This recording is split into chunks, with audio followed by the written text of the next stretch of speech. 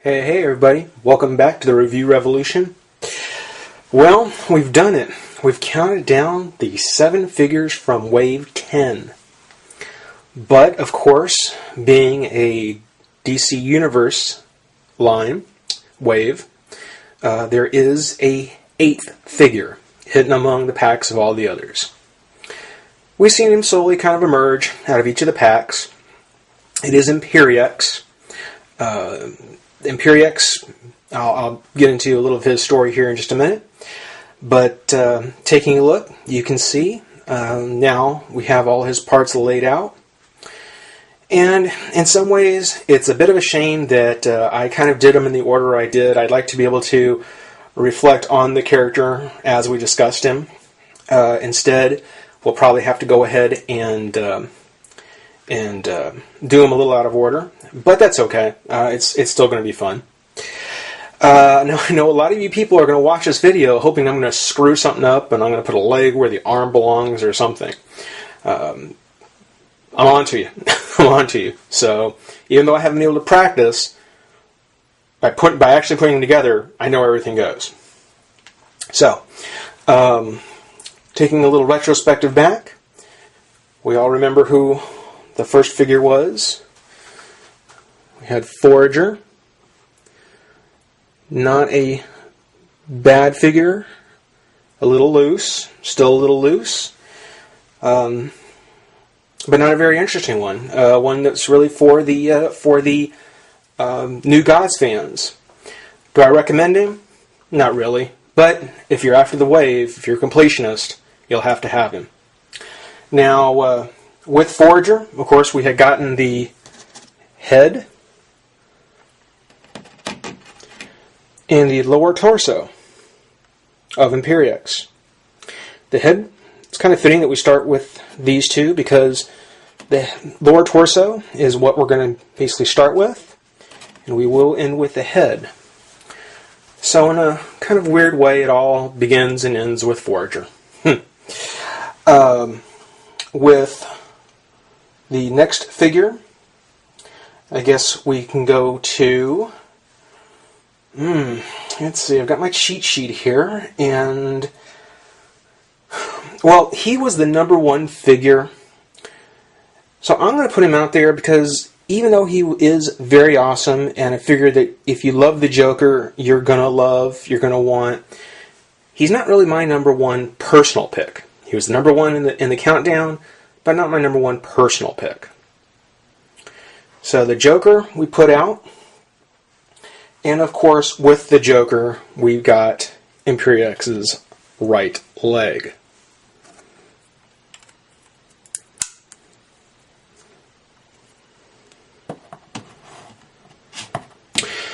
So in this case, no, Joker was not my first pick. He wasn't the one I liked the best. I certainly think everybody knows that my pick for the wave, my favorite, the one that I will ooh and ah and drool over for as long as I own her, is Power Girl. So, Joker was #1 in the wave countdown. Power Girl is my #1 figure, personally. And of course, Power Girl is the one that did come with IMPERIEX's left leg.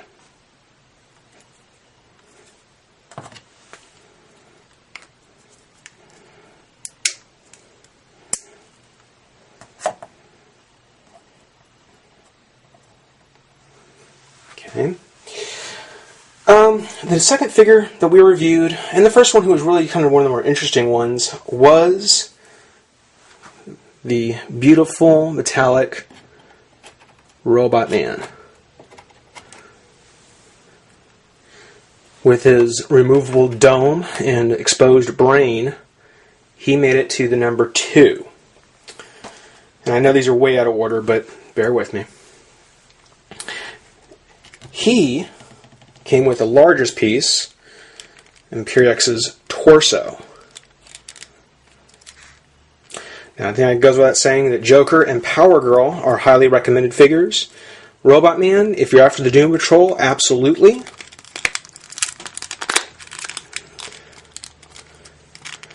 or if you're looking to finish the wave.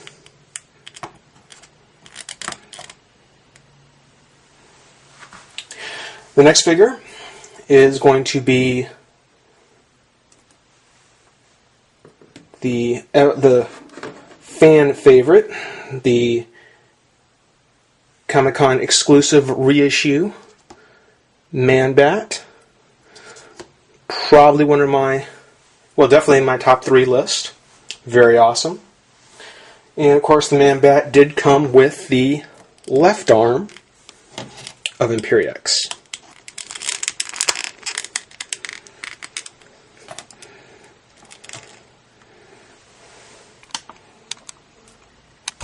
So we can kind of bring that up just a bit. Okay. The next figure that we're going to go into was the awesomely sculpted, very nicely done, and well accessorized Beast Boy. Great colors, great paints, great sculpt, really make this a figure you're definitely going to want to go after. And, obviously, he came with IMPERIEX's right arm.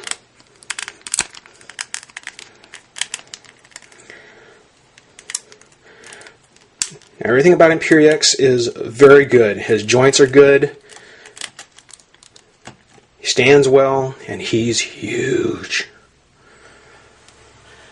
The last figure that we're going to go into was the biggest disappointment, the one that I've said over a couple of times, that because he's not a new sculpt and because we've seen him so often already, the Batman, being Joker's nemesis, comes into line. And actually, I really think Batman could have come with the head of IMPERIEX. Instead, he did come with a dinky base, which I'm not sure if you can see. Really doesn't look like it's going to do a whole lot of good. But, to finish things up,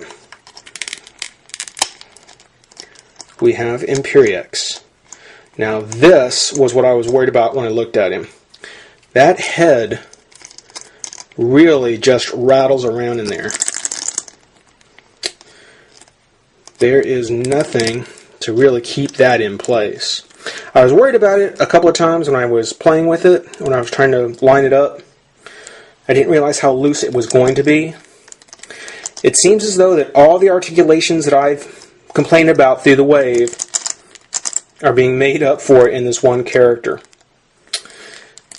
IMPERIEX is not an impressive enough or familiar enough character for me to really care about him. But he's an impressive figure all the same. And he makes up our Collect and Connect figure for Wave 10. Oops. I think we'll wrap it up here. Guys, thank you so much for watching these videos. I'm going to have some more coming up and some other fun things that I'm going to be doing for the Review Revolution. But for now, have a great day.